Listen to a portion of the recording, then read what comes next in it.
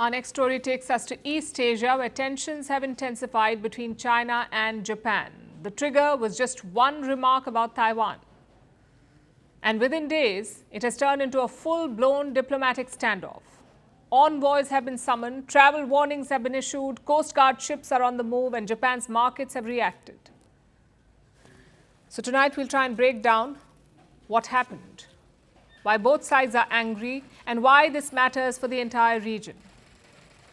Let us begin with the remark that started it all. As you know, Japan has a new Prime Minister. Her name is Sanae Takaichi. On November 7th, she spoke in the Japanese parliament.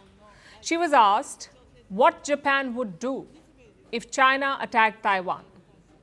If China attacked Taiwan, what would Japan do? That was the question.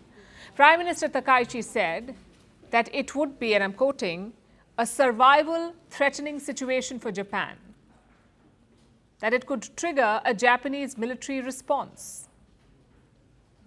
And her answer set off a firestorm. To understand why, let me give you context. Two main points here. First, Japan is a pacifist country, which means its constitution limits when it can use force. But they passed a law in 2015, and that law makes one exception. Japan can fight, Japan can use force if its own survival is at risk. That's the first point.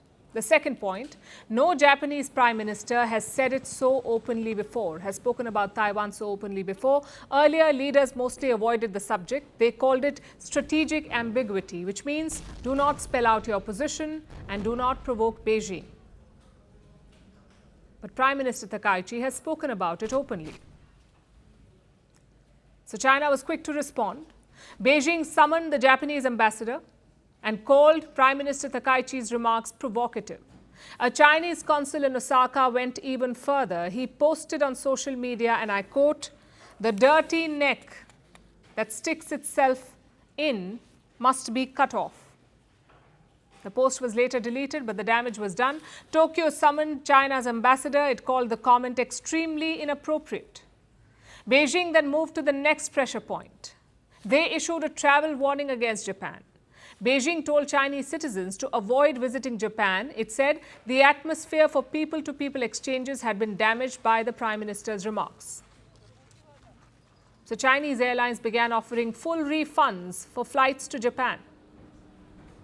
And the effect was immediate. Japan's stock market reacted. Its tourism and retail stocks fell sharply because Chinese tourists are Japan's biggest spenders. They bring in billions of dollars every year. Experts say Japan could lose more than $14 billion if this travel freeze continues. And how did Tokyo respond to this warning? Well, it said Beijing's moves will hurt their relationship. Listen in. I believe that this announcement by China about warning against traveling to Japan, which seems to curtail the exchange of people between the two countries, including study abroad and tourism, is incompatible with a broad direction promoting a strategic, mutually beneficial relationship confirmed by the leaders and building a constructive and stable relationship. But China's response fits a pattern. They react sharply every time a country comments on Taiwan. Just a few months ago, it happened with the Philippines. Their president gave an interview to Firstpost. He spoke about Taiwan, and on cue, China issued a warning to the Philippines. It told Manila to quote-unquote stay within its limits.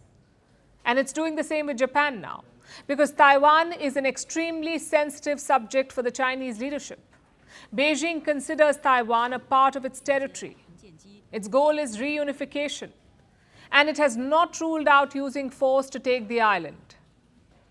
So Japan's comment touched that core sensitivity, and China is hardening its posture. Chinese Coast Guard ships are on the move. They're sailing through waters around the Senkaku Islands. Now, this is disputed territory, the Senkaku Islands. Japan controls these islands, but China stakes claim to them. Beijing also flew a drone near Yonaguni. That is Japan's westernmost island, and it sits very close to Taiwan. The Chinese flew a drone close to this island, and Japan scrambled fighter jets in response. Meanwhile, Taiwan has been tracking this escalating row. It has condemned China. Taiwan says Beijing's actions have severely impacted regional peace. Taiwan is also bracing for impact. It has started distributing handbooks to its citizens. These are civil defense handbooks. They tell you what to do, where to go if a crisis with China breaks out. At this rate, it looks like a question of when, not if. And it's something that the world must take note of. Taiwan sits at the center of strategic decisions, economic risks, and regional calculations. Japan has changed its tone. China has defended its red lines, and the region is watching every move, hoping that Tokyo and Beijing can manage tensions before they blow up. Want the facts? The latest developments? News that gets straight to the point. Well, we've got all three just for you. This is Firstpost Live, a brand new show, your window into what really matters. Don't miss it.